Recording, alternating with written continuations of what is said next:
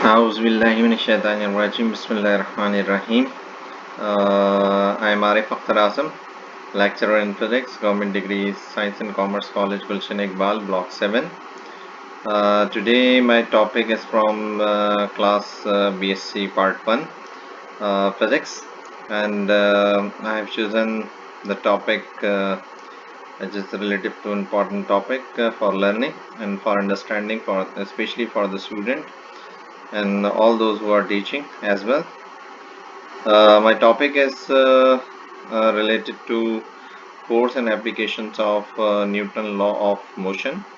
The main topic behind this law is the rotor and the inclined plane with the pulley. I'll try my level best to make you sure and make you clear about the concepts of force and the application of Newton law of motion with the help of the rotor and the inclined plane with the pulley. In lecture 1 might I will cover only the rotor. It will take two time to make you clear about this topic. After that, in lecture 2 inshallah I will cover inclined plane with the pulley. Now, as our worthy secretary has also instructed us to deliver a lecture for all those suffered student who are not taking the classes regularly due to this pandemic. So I am going to start my lecture having some introduction regarding some definition about my topic, some basic definition. You must clear them. In the basic definitions are of the mass. What is mass? As the quantity of matter contained in a body is mass. Mass is a scalar quantity. Its units are kilogram, gram, and some other unit we use in the different system. And the force. The main topic of today is related to with this definition. The force. What is force? We have studied in the previous classes. The force is an agent which try to move or try to stop the motion of the object, or in other word I can also say it can be push or pull. Force can be push or pull, or force is the capacity of a body to do a work. While it has so many other definitions, the rate of change of momentum is also a force, and the formula of the force is F is equal to ma, and F is equal to delta P upon T, and so on. So many formulas related to this force. The unit of the force in MK system or SI system is Newton, while so many other unit in the different system. I have another definition of the weight. What is weight? Weight is the force with which Earth attracts a body towards its center. Means weight is also a force. Weight is a vector quantity. Force is a vector quantity. Then clear it, please. Weight is a vector quantity and force is also a vector quantity. And the formula of the force is F is equal to ma, while the formula of the weight is F is equal to mg. A is the linear acceleration, while g is the acceleration due to gravity, and it has a constant value for related height, but g can vary due to height or due to depth. Now I have another definition of some forces which is due to weight. If I talk about force due to weight in a string, or force in the opposite direction of a weight in a string, is tension force. We will use the concept of this tension force in the inclined plane and the pulley, and the string passing over that pulley and connected with the two objects having mass m1 and m2. Let's see further. Now I have a main concept, the brain concept, or you can say the strongest concept behind the mechanics is the force.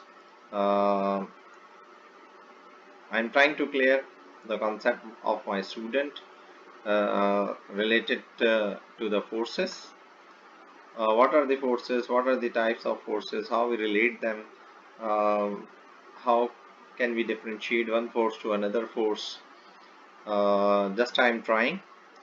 It will be very easy for my dear student to understand me clearly in their local language, which is in Urdu.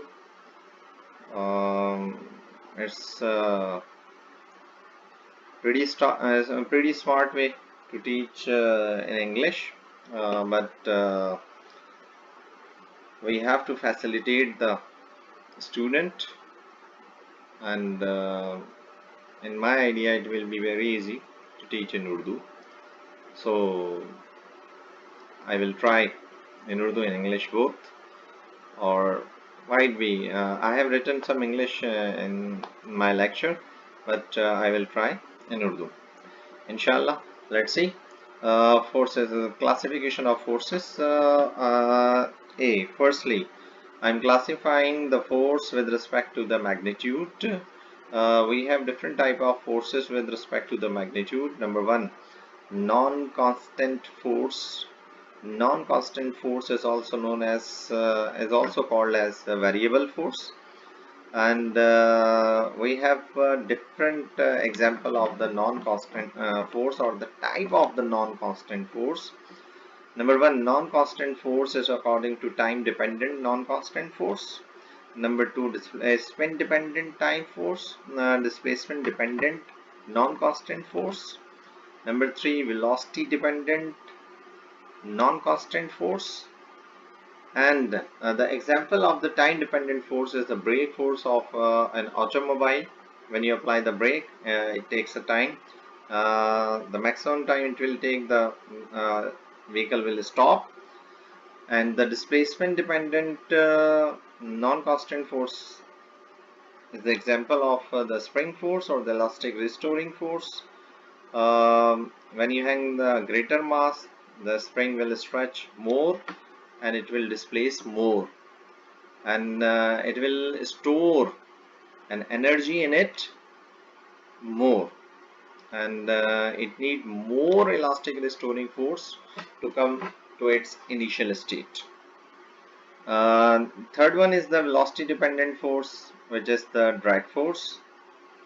uh, and drag force, is the example of the dragging something on the surface.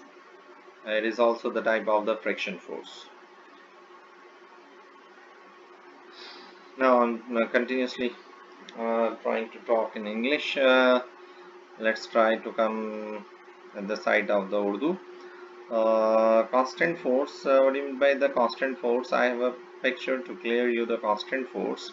Uh, Constant force mean it will be easy to make you sure and to clear you in Urdu. My dear student, constant force वो force होती है कि let suppose आप कोई object है जिसका मास हमारे पास m है. आप उस ऑब्जेक्ट को जो है ड्रैग कर रहे हैं अंडर द ग्रेविटी फोर्स. ठीक है, ग्रेविटी फोर्स उसको अपोज कर रही है, अपनी जानिब खींच रही है, और आप एक फोर्स लगा रहे हैं और उस ऑब्जेक्ट को by making angle theta drag कर रहे हैं इस रोड के ऊपर. ठीक है, जब इस ऑब्जेक्ट की स्पीड कंटिन्यूसली कांस्टेंट है, सेम है, इट मींस आप जो है उस पर कांस्टेंट फोर्स अप्लाई कर रहे हैं. This is the main concept of the constant force behind it. If the object is moving constantly or with the constant speed, then the force behind it is a constant force. ठीक है बेटा, आगे चलते हैं. हमारे पास है जनाब ए type हमने पढ़ी. जनाब पहली क्लासिफिकेशन ऑफ फोर्सेस में विद रिस्पेक्ट टू मैग्नीट्यूड, और उसमें हमने दो बेटा टाइप्स पढ़ी थी. नंबर वन हमने पढ़ा था non constant force, number two हमने पढ़ा था कांस्टेंट फोर्स. अब बी टाइप इसकी पढ़ रहे हैं. बी टाइप है with respect to work done. ठीक है बेटा, with respect to work done. Work done जैसा कि आपको पता है फोर्स इनटू डिस्प्लेसमेंट होता है। फिजिक्स में वर्क डन की एक बेहतरीन डेफिनेशन है। अगर फोर्स अप्लाई की जाएगी और नेट डिस्प्लेसमेंट होगा, I am not talking about the displacement, I am talking about the net displacement. ठीक है, तो ये क्लियर कीजिएगा बेटा।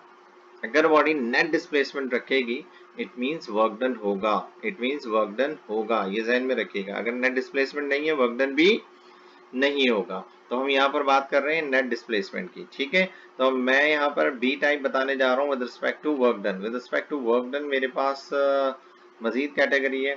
लेट्स सी, नंबर 1 कैटेगरी में मेरे पास है कंजर्वेटिव फोर्सेस। कंजर्वेटिव फोर्सेस वो होती है जिसमें work done around the close path is zero. ठीक है, क्लोज पाथ में वर्क डन जो है वो जीरो होता है। वर्क डन होता है लेकिन क्लोज पाथ होने की वजह से वो क्या हो जाता है, जीरो हो जाता है, इंडिपेंडेंट ऑफ द पाथ होता है। ठीक है, इसमें जो एग्जांपल है मेरे पास कौन कौन सी है, ग्रेविटेशनल फोर्स है, इलास्टिक रिस्टोरिंग फोर्स है, इलेक्ट्रोस्टैटिक फोर्स है। ठीक है बेटा, ये टाइप हो गई किसकी, क्लासिफिकेशन हो गई किसकी, फोर्सेस की with respect to work done. Number 1 हमने कंजर्वेटिव फोर्स पढ़ा। नंबर 2 नॉन कंजर्वेटिव फोर्स है। नॉन कंजर्वेटिव फोर्सेस में हमारे पास आ जाती है बेटा frictional force and action and the tension force. ठीक है, push and pull forces by a person and air resistance। ठीक है, और viscous drag भी है। ठीक है बेटा, तो ये हमारे पास तमाम टाइप ऑफ फ्रिक्शन फोर्स जो है नॉन कंजर्वेटिव फोर्सेस होती हैं। एक्शन या टेंशन फोर्स जो है वो भी नॉन कंजर्वेटिव फोर्स है। पुश एंड पुल फोर्स ये भी नॉन कंजर्वेटिव फोर्स है। एयर रेजिस्टेंस ये भी नॉन कंजर्वेटिव फोर्स है। ये बी टाइप हो गई। सी टाइप है हमारे पास विद रिस्पेक्ट टू मीडियम। ठीक है, मीडियम के लिहाज से भी मेरे पास फोर्सेस की टाइप्स हैं। ठीक है, वो कौन कौन सी हैं। Number 1 medium. मीडियम मीन्स अगर मैं अपना पैर जमीन पर रख रहा हूँ, ठीक है, और जमीन पर रखने पे मेरा पैर जो है वो टिक ही नहीं रहा, रुक ही नहीं रहा और मैं वॉक नहीं कर सकता, it means there is no friction. ठीक है, it means there is a certain medium which is not allowing me to held my foot on the floor. ठीक है, मैं अपना पैर जो है वो फ्लोर पर नहीं रख पा रहा। It means there is a certain medium जो मुझे अलाउ नहीं कर रहा अपने पैर को रखने के लिए। बहरहाल नंबर 1 देखते हैं non contact force. Non contact forces में हमारे पास कौन कौन सी होती हैं जिनसे आपका कॉन्टैक्ट डायरेक्टली फिजिकली नहीं होता, विच इज द ग्रेविटेशनल फोर्स। ठीक है, which is the magnetic force, which is the electrostatic force. और अगर कॉन्टैक्ट फोर्स में बात करूं तो क्या होता है, elastic restoring force of spring होती है। ठीक है, ये कॉन्टैक्ट फोर्स होती है, बॉडी के साथ इन कॉन्टैक्ट होता है स्प्रिंग। नॉर्मल रिएक्शन, अगर आप जमीन पर पैर रखते हैं और पैर की वजह से जमीन पर वेट अप्लाई करते हैं, फोर्स अप्लाई करते हैं डाउनवर्ड, तो आपके पैर पर भी जमीन की तरफ से नॉर्मल रिएक्शन अप्लाई हो रहा होता है। ठीक है, और आप जब जमीन पर चलते हैं तो किस वजह से चलते हैं, it is due to the presence of friction. Friction force होने की वजह से चल रहे होते हैं। अगर फ्रिक्शन एग्जिस्ट करेगी आप चलेंगे, फ्रिक्शन एग्जिस्ट नहीं करेगी, फ्लूइड डाल दें, लिक्विड डाल दें, ठीक है, तो आपका पैर स्लिप होगा और आप वॉक नहीं कर पाएंगे, एक जगह से दूसरी जगह आप मूव नहीं कर पाएंगे। This is the type of the contact force. ठीक है बेटा, नाउ माय डियर स्टूडेंट, ये मैंने मेन 3 क्लासिफिकेशन ऑफ फोर्सेस जो है आपसे डिस्कस की। अब मेरे पास जो है पहली एप्लीकेशन हम पढ़ने जा रहे हैं न्यूटन्स लॉ की। ठीक है, जो फर्स्ट एप्लीकेशन है न्यूटन लॉ की वो है द रोटर। ठीक है, which is the important topic of the BSc of the mechanics paper 1। तो it is easy to understand. अगर कुछ कॉन्सेप्ट आप क्लियर कर लें तो बहुत इजीली अंडरस्टैंड करेंगे। फर्स्ट ऑफ ऑल रोटर है क्या। ठीक है बेटा, आप मैं इसको रिलेट कर सकता हूँ मौत के कुएं से। ठीक है, मौत का कुआं। ठीक है, मौत का कुआं मीन्स आप इसको माइट कुछ लोगों ने देखा हो और बहुत से लोगों ने शायद ना देखा हो। ठीक है, डेथ वेल कहलाता है ये। ठीक है, मौत का कुआं जिसमें मोटरसाइकिलिस्ट जो है वो क्या करता है, मोटरसाइकिल को जो है फास्ट स्पीड में रन कर रहा होता है। ठीक है, और अराउंड द वॉल जो है मूव कर रहा होता है। इसी तरह कार पर्सन जो है कार को ड्राइव करके जो है वो भी इसी तरह के टैक्टिक्स दिखा रहा होता है। ठीक है, this is similar to the death well. ठीक है, इसकी और एक फॉर गर्ल्स एक छोटी सी घरेलू एग्जांपल दे देता हूँ बेटा। इसमें एक छोटी सी एग्जांपल हमारे पास ब्लेंडर या चॉपर भी है। अब ब्लेंडर में जो है सेंट्रल ब्लेड जो है वो मूव कर रहा होता है, ठीक है, जिसकी वजह से दिस इज लाइक रिजेंबल कर रही है एग्जांपल, जिसकी वजह से जो है वो जितना भी मसाला होता है या जो भी चीज़ होती है वो सारी की सारी जो है स्टिक कर जाती है वॉल्स पर, ठीक है बेटा, स्टिक कर जाती है वॉल्स पर। चले भाई, हम अपने असल टॉपिक की तरफ आते हैं बेटा। What is rotor? रोटर क्या है? Rotor is a hollow cylinder with open top. Rotor जो है हमारे पास एक हॉलो सिलेंडर होता है, किसके साथ? रोटर जो है वो हॉलो सिलेंडर होता है with the top open top, और इसका टॉप जो है वो ओपन होता है। आप ये कह लें कि एक पतीला है जिसका लिड नहीं है, ठीक है, जिसका ढक्कन नहीं है, ठीक है, टॉप नहीं है। एंड रिमूवेबल बेस, और उसकी बेस भी नहीं है। लो जी, बेस भी ना हो और टॉप भी ना हो। Can revolve about it central axis. ये जो इसका एक्सिस है this is called central axis, और ये अपने सेंट्रल एक्सिस के गिर्द जो है वो क्या कर रहा हो? रिवॉल्व भी कर रहा हूँ, ठीक है, अपने ये सेंट्रल एक्सिस की तरह गिर जो है वो क्या कर रहा हूँ? रिवॉल्व भी कर रहा हूँ, ठीक है, ये सेंट्रल एक्सिस है बेटा, ठीक है, इसके गिर्द रिवॉल्व भी कर रहा हूँ, ठीक है। And the speed of the rotation is called the rotor speed, और जो स्पीड होगी इस डिवाइस की जिससे ये मूव कर रहा होगा अपने सेंट्रल एक्सिस के गिर्द, उस स्पीड को हम रोटर स्पीड कहते हैं, ठीक है। आज का हमारा टारगेट है इस रोटर स्पीड को फाइंड करना। आज का हमारा टारगेट है इस रोटर स्पीड को फाइंड करना, ठीक है बेटा।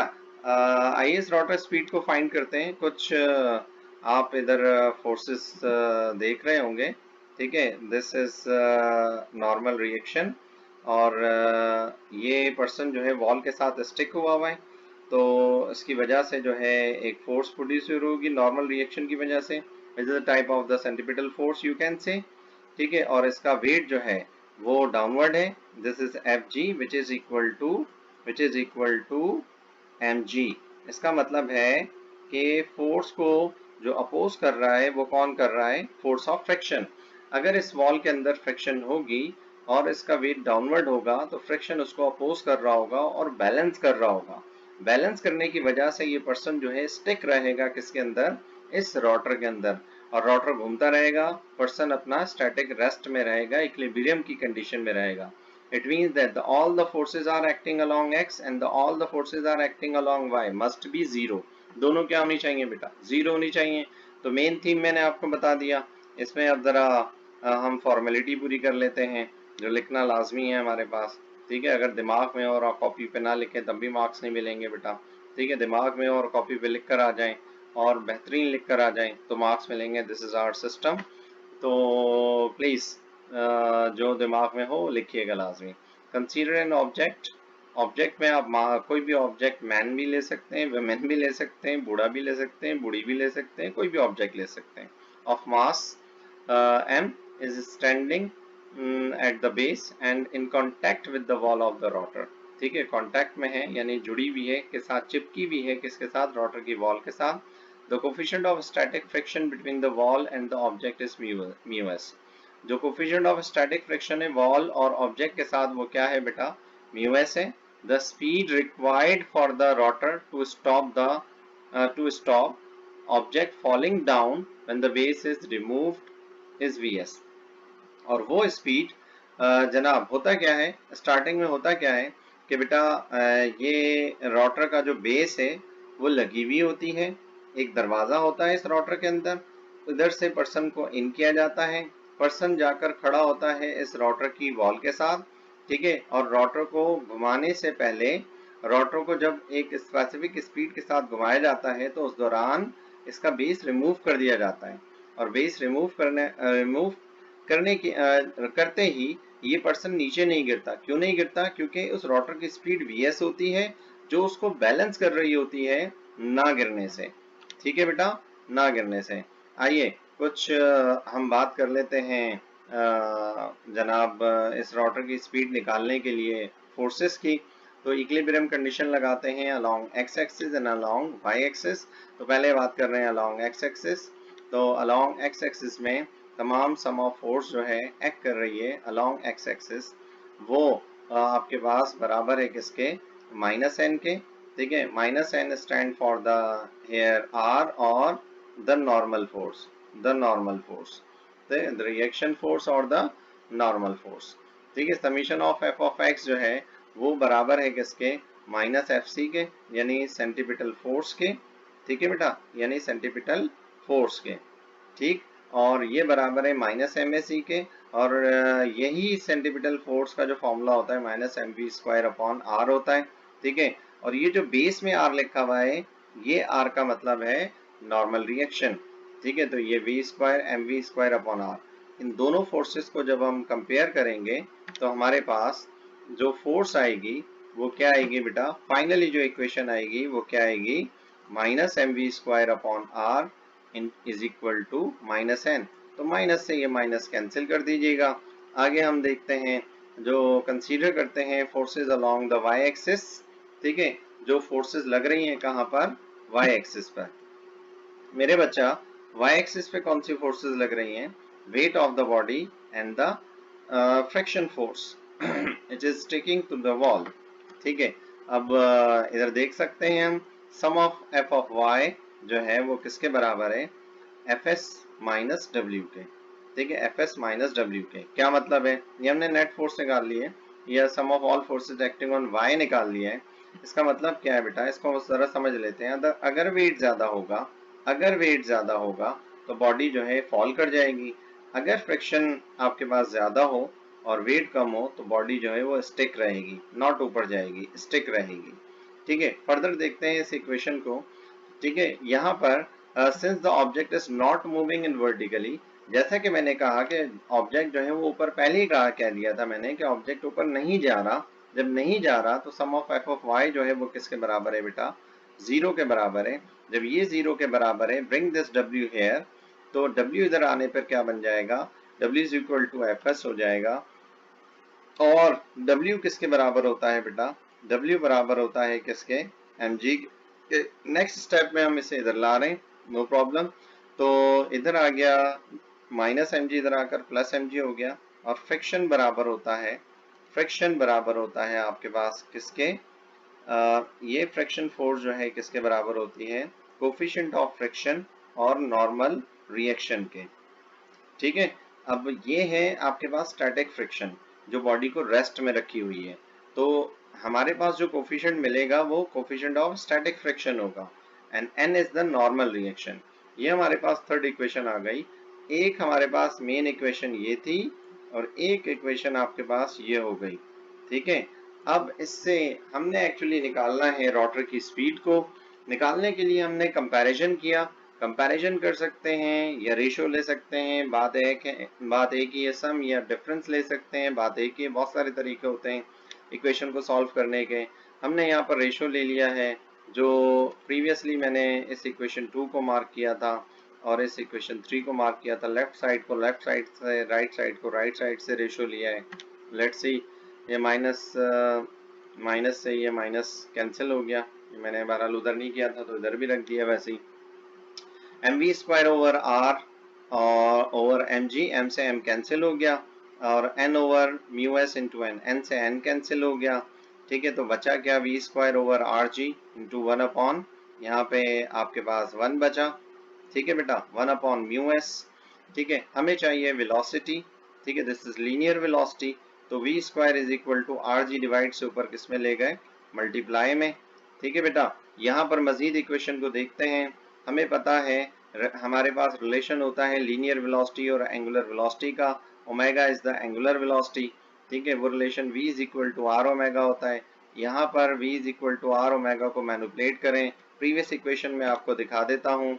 ठीक है बेटा, इस प्रीवियस इक्वेशन में हमने क्या किया था, यहाँ पर हमारे पास v पे स्क्वायर मौजूद था, और इधर हम जब रूट लेंगे तो क्या हो जाएगा, स्क्वायर से ये रूट कैंसिल हो जाएगा, तो v इज इक्वल टू क्या आएगा, under root R G over mu S. ये अगले स्टेप में दिखाया गया था, कहीं आप ये ना कहेंगे सर ये स्टेप कहाँ से आ गया। तो बेटा ये रूट लिया है, रूट ऑन बोथ साइड लिया है, स्क्वायर से रूट कैंसिल हो जाता है, ये बेसिक बात आपको पता होगी। ठीक है, अब मैं आगे बढ़ रहा हूँ मजीद इस इक्वेशन की तरफ। तो इस अबव इक्वेशन को वी आर की जगह में क्या लिखूंगा, आर ओमेगा। आर जो बेस में है वो आपके पास नॉर्मल रिएक्शन है, ये ध्यान में रखिएगा, जो सेंटीपिटल फोर्स और नॉर्मल रिएक्शन एक दूसरे को बैलेंस कर रहे थे।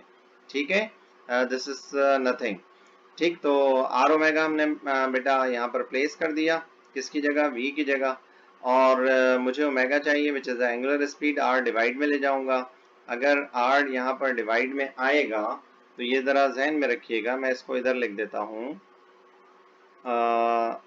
सॉरी, मुझे निकालना है ओमेगा इज इक्वल टू, पहले से मेरे पास मौजूद था R into G divided bye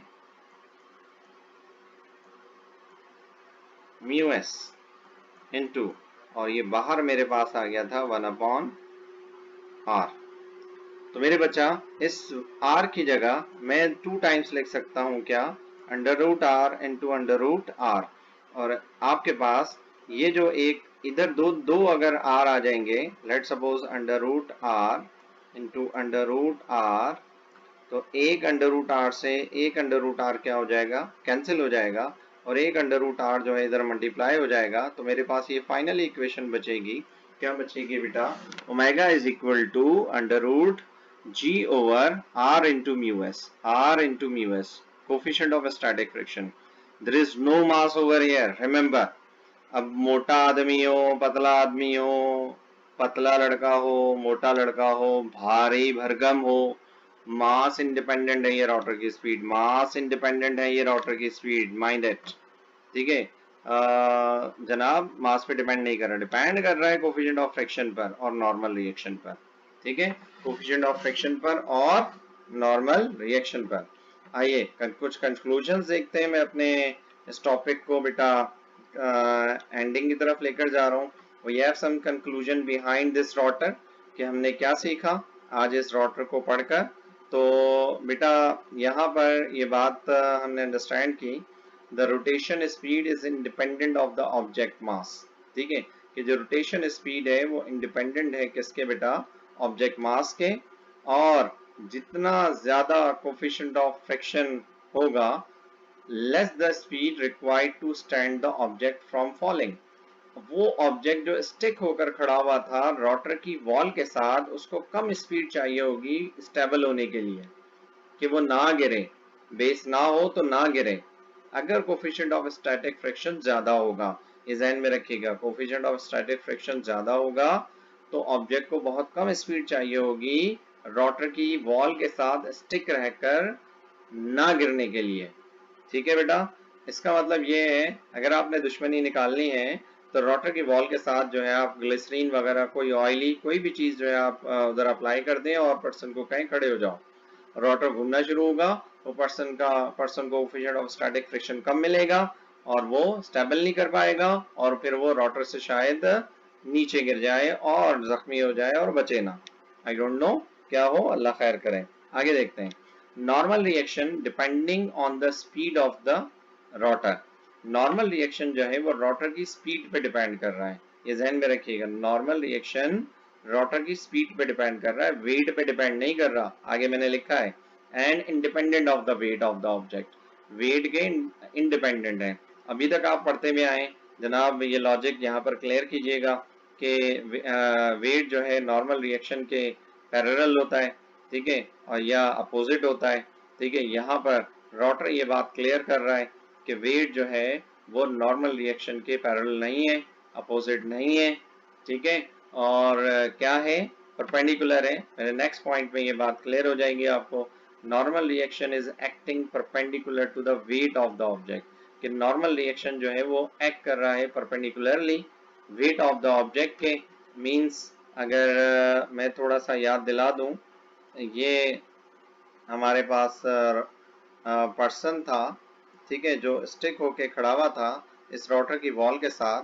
तो अगर हम देखें इसका वेट जो था वो mg डाउनवर्ड था, और जो अपवर्ड फोर्स थी वो अगर आपको याद हो वो F थी, और यहाँ पर नॉर्मल रिएक्शन था जिसे N या R कहा, और ये हमारे पास था यहाँ पर सेंटीपिटल फोर्स जो इसको बैलेंस कर रहा था। ठीक है, दोनों अपोजिट डायरेक्शन में थे। बहरहाल ये हमारे पास जो था रोटर का कॉन्सेप्ट था, यहाँ पर नॉर्मल रिएक्शन और वेट जो है वो परपेंडिकुलर हैं। क्या है बेटा, परपेंडिकुलर हैं। मैं उम्मीद करूँगा मेरा ये आज का टॉपिक आपको क्लियर हुआ होगा। इंशाल्लाह हम जनाब नेक्स्ट लेक्चर में इसी न्यूटन लॉ की एप्लीकेशन के साथ मिलेंगे, एक अच्छी डेमोन्स्ट्रेशन के साथ मिलेंगे और उसमें हम वो ये और अगला वो टॉपिक पढ़ेंगे जो हमारे तमाम टीचर जो है या एवरेजली जो है वो टॉपिक छुड़वा दिया जाता है, लेकिन यूनिवर्सिटी लेवल पर फिर आपको पढ़ना पड़ता है। ठीक है, आप पढ़ रहे होते हैं। बहरहाल वो टॉपिक छुड़वा दिया जाता है। मैंने कुछ इंटरेस्ट था, कुछ बातें सिखानी थी, तो इंशाल्लाह मैं वो टॉपिक आपको इंशाल्लाह पढ़ाऊँगा और नेक्स्ट लेक्चर में see you next time. Take care, अल्लाह हाफिज़, दुआ में याद रखिएगा और stay at home and be safe at home. ठीक है, अपना, अपने माँ बाप का, अपने प्यारों का ख्याल रखें। मुझे दुआओं में याद रखिएगा, आरिफ अख्तर आज़म को। ठीक है, अल्लाह हाफिज़, टेक केयर।